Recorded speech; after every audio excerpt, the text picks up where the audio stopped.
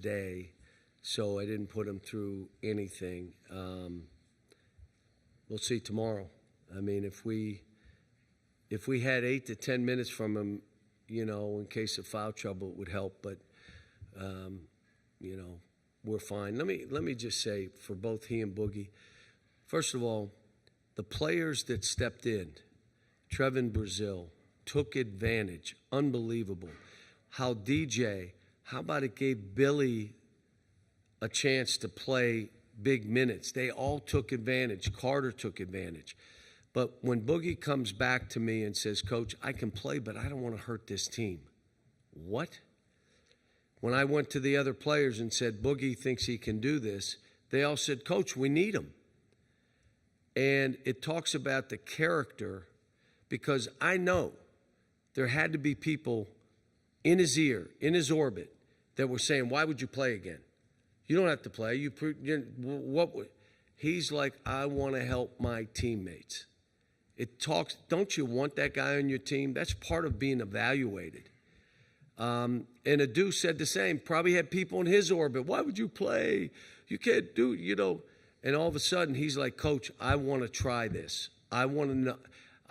3 years I've waited for this moment, and if I can do it, I'm going to try. I said, fine, but if you're hurting at all, don't. We'll do this, and we'll figure out if you'd be okay to go, and if he's not. But, Chance, they tell me, is playing. I've had to do tape work today on Chance.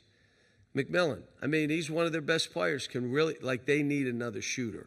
They really need one more shooter, but he can play. Tough, rebounder, shoot the ball. And now I got to go back on tape and say, okay, let's really figure out who he is. So we're both teams are going through the same kind of stuff. Did that answer? Can I leave now? John, Josh Duval from Associated Press. How is the mindset for you different? You've been at this stage so much as, a number 1 seed, number 2 seed who was expected to be here versus where you guys are now. Is the mindset any different? How's the approach for you? No, we approach the postseason the same, but I've been the 10 seed, I've been the 8 seed, I've been other seeds. I mean, and again, there's so many ways of doing this, including on the court. There's a lot of ways to do this and have success. So for me, what I've done is I want this to be like regular season, like nothing has changed. The board hasn't changed. What we do, our shoot-arounds don't change. Everything is the same, so I want them to feel comfortable that this is no different. And we're in a tournament. Last tournament was Kansas, Omaha, St. John's, and us. This tournament is Maryland, Florida, Texas Tech, and us. Don't worry about any other games. It's just you're in a 4-man tournament. Let's worry about doing it here. So, no, but I've been, we're not number 1 every year. Matter of fact, we went to the national championship game. I think we were an 8 seed, maybe a 9 seed. So. Anthony Christensen, WholeHogSports.com. You've kind of embraced the history of the program that since you've been involved. You were on the phone with Nolan Richardson after you guys advanced this stage. Just why has that been such an important part of things for you since you got the job? Because I've been around the game a long time, and I really respect coaches whose shoulders we're standing on. Coach Sutton, he treated me like family. I mean, I don't know if you remember, we go to play at Arkansas. He came in my locker room. Coach Richardson, we had some great battles, but always respectful. And he knew that I was respectful to him and what he had done. This program, there was an 8 to 10 year period, maybe even longer than that, maybe a 15-year period, where they were one of 5 programs nationally. And all we're trying to do, let's stay together. Let's get our people involved. Let's make sure we honor the coaches that were here and did what they did for this program. And let's make us one of those programs that has a chance to do special things. Coach Lane Higgins from the Wall Street Journal.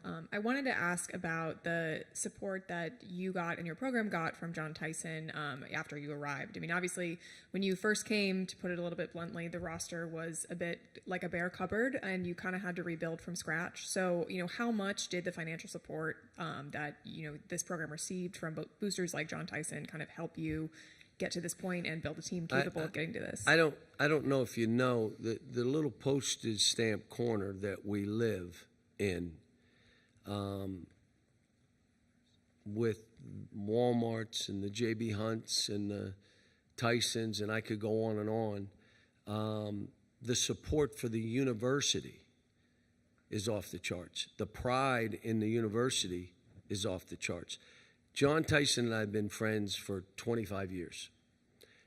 Every time we came to play Arkansas, we either had dinner the night before, and publicly, or I walked in the building and 20,000 people there, and first thing I did is went over and gave him a hug, which he wanted me to do to let people know he and I were friends. But what he's been, and I'll throw another name, Johnell Hunt. They're friends and they're supporters. John is my friend, but they've all helped the university. They've helped the basketball program. I'm going to be honest, they've helped the football program. They've helped the baseball. I don't know if you know, our baseball team is one of the best in the country. And when you see their facilities, you say, what? When you see the football facilities, you say, what? Well, that's not state dollars. That's people like those that you're talking about that are involved and want to be involved and want to help. And we got, Warren Stevens. I can go right. These people, they look at this, and Jerry Jones, they take unbelievable pride in their state, and I should say our state, and in that postage stamp little corner, which is, with just a different world, Springdale and Rogers and Bentonville and Fayetteville, and that little area is neat. Jackson Fuller, Southwest Times Record. Coach, you guys just had a really good defensive game against R.J. Lewis. Now you face J.T. Toppin. What makes him tough to guard, and is there anything you can take from how y'all defended R.J. and apply it to this game? Well, he's different. They're different, two different players. And I'll say it again, what Texas Tech, well coached, they can beat you either inside, outside, shooting threes, posting the ball, throwing it to 15 feet, backing you down, making you make decisions. The biggest thing with Toppin, he's a great passer. So not only does you talk about scoring, when you try to do different things, he can really pass.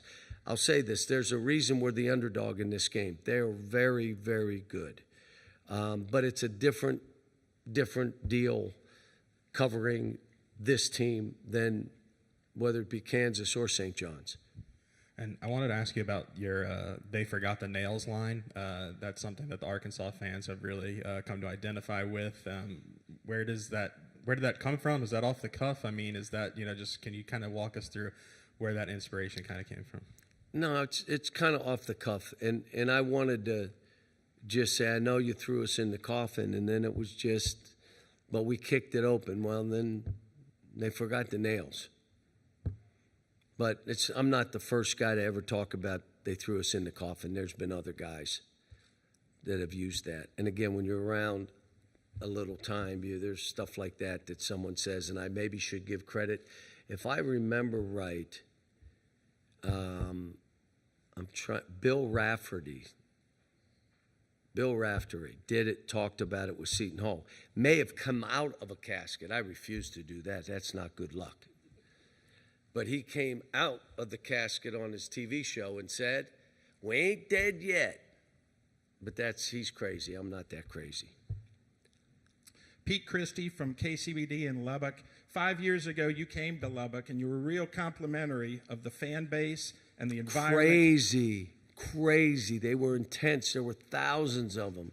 And half the building were students, if I'm not mistaken. It was an unbelievable environment. the facilities. I'm like, but I came down when Coach Knight was there. And I came in when Coach Knight was there to talk to him about the dribble drive and what he thought of it. Because, his was motion and screening, and this was wide open, downhill running, touch the lane. And he gave me two great pieces of advice. There's got to be time when the ball stops. So you can boop, boop, boop, but the ball stop and make sure you can start again. And it changed how we did it. And he also said start some of it with pick and roll. So I was down there. He took me to a place to eat, which was a Chinese place that he used to eat at. And he had a bowl of butter, and he was dipping his, I'm like, oh, disgusting. But, yeah, we were down. And, it was great. He had me in his car, and it was going, neat, neat, neat, neat, neat. Like, what the hell is that? He left the seatbelt out for so long, it ran out of juice to yell to say, put your seatbelt on. But no, I've been down there a few different times. I'm a fan of Texas Tech, what they do, how they do it, their fans. That was nuts that night we played. I remember we made a shot to take it to overtime, I think. And if I'm remembering right, it was Emmanuel Quickly in the corner, made a three that made it take it to overtime.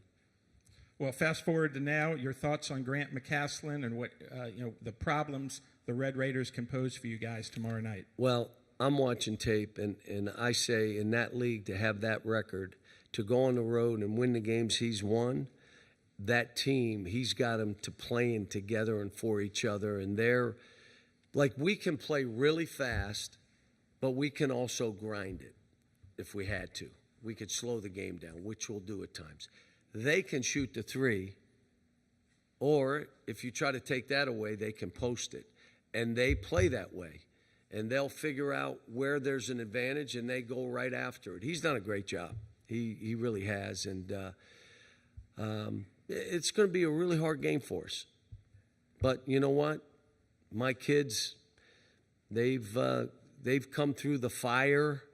And my guess is they're other than a fan of Arkansas, no one's picking us to win the game. But the great news in this tournament, you got to play the games. You got to play them. And so we'll see. And I'll tell the kids I'm going to do my best for 40 minutes to give you everything I have. Sometimes that's a good thing. Sometimes I'm not as good, but we'll see. Yeah, you've talked a lot about how rewarding the season has been for you and how it might be the most rewarding of your career. For you personally and for the team to have made it to the second weekend and potentially beyond, how much does that kind of add to that reward? The only people that know what we went through is us. The only people that know the individuals and what they had to go through is us. To know that every player on this team had to overcome something. And they'll come up and say, well, when we lost 5 games. And I'm like, yeah, right. Like, losing. What about when you were in my office in tears? What about that? Well, I don't remember. Oh, I remember. And so they have been through so much that to see smiles on their faces. Like, there one guy just said, I'm just happy you're smiling. Like, I looked at him for 2 weeks. He's like, and I'm trying to tell him it's not life and death, because if you play it that way, you die a lot. It's not life and death. If you want to play that way, all right, it's hard. But for them to do what we were 0-5. We were 1-6 and had 2 road games that we weren't going to win either game. And all of a sudden, this team starts to right the ship. And I'll come back to DJ stepped up and took on whatever you need me to do, Coach. Billy stepped up. Carter stepped up. Nelly started being who we wanted him to be. Jonas, finally. Did anybody think Jonas would play this way 3 weeks ago, 4 weeks ago? No. If you say you did, you're crazy. And now all of a sudden he's playing. TB doing what he's doing. So the rewarding thing for a coach is seeing your kids smile and knowing where I always had to say, I believe in you and there's nothing you can do that disappoints me. So just go play. I don't even have to say that anymore. We believe too, Coach. You know, that's a big change from where we were. Last question here. Hey, Coach. Ty Richardson, ESPN Arkansas. You mentioned some emotions there. I know not only your team had them, but your wife and your daughter had them on the sideline. Megan. What was that embrace like after the win last week in Providence? So I heard that Megan was losing her mind in the seats, and I just somebody told me about it, and then they were sent a lot of stuff, and you know that Ellen cried. I mean, what people have to understand when the coach is going through something, so is his wife and his kids, and you want to attack a coach, the wife and the kids take it personal. When you try to be mean and nasty and just have an agenda of what you want to do, those kids and that wife, they're watching that too. So I think you got to see it raw with my wife and my daughter. But I'm also going to tell you, don't mess with my daughters because they'll come right back at you, teeth and feet, if you know my daughters. My son tries to stay under the radar, and he's doing a great job on my staff, by the way. But and Ellen, she takes it hard. I mean, she and I have been together 39 years. We were married when we were 12. But we've been together. I mean, you know, she's been unbelievable rock. She's the mother for these kids. If they're not over my house once a week, she's saying, where are the kids?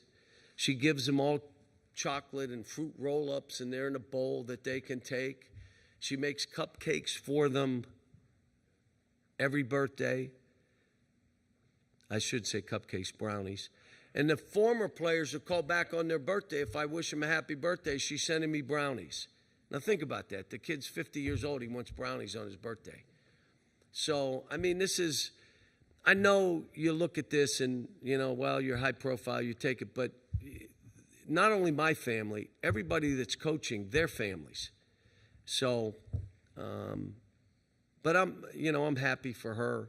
There was a time we were 0-5, and I apologized to my wife for putting her through this. I apologized she said, no, you're going to do fine, I'll be fine. But I also apologized to the AD, Hunter Yurchek, and you ready? I apologized to John Tyson. You got me to do this. I apologize. I didn't think we'd be 0-5. But you know what? I think if you're trying to do the right thing and you stay focused on kids, it usually turns out okay. Sometimes not in that 1 year, but over a period of time, you're trying to do right by the kids. It usually plays out pretty good. Thanks. Coach, thank you. Everyone will be joined by Jonas, Aidoo, and Johnell Davis. That's a correction from DJ Wagner earlier. Johnell Davis and Jonas, Aidoo.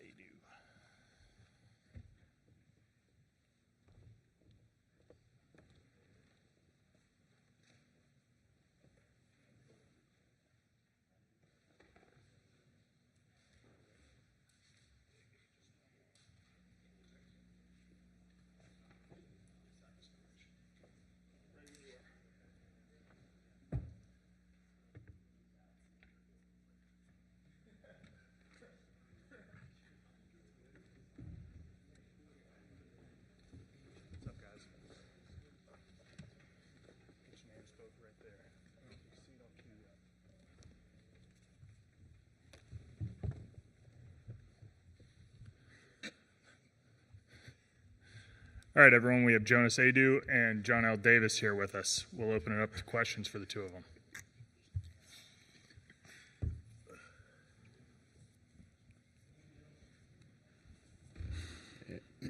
Anthony Christensen, WholeHogSports.com. Just for both of you guys, Coach Callis just talked about how rewarding this season has been for him, just in kind of the grand scope of his career. Just have you guys kind of felt the same way? How rewarding has this year, guys, been for you guys? I feel like it's been very rewarding just going through adversity, and now you see where we at. We in the tournament.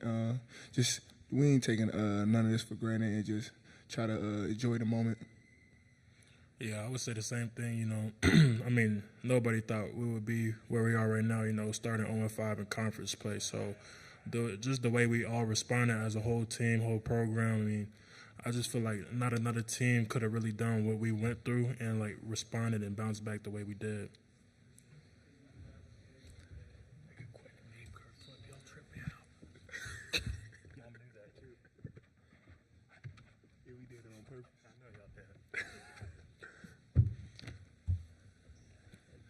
Hey, Todd Richardson, ESPN Arkansas. Johnell, a lot of guys thrive during the regular season and take a step back during March. More spotlight, more pressure. You're kind of the opposite of that. You really get going in March, not just here at Arkansas, but at FAU.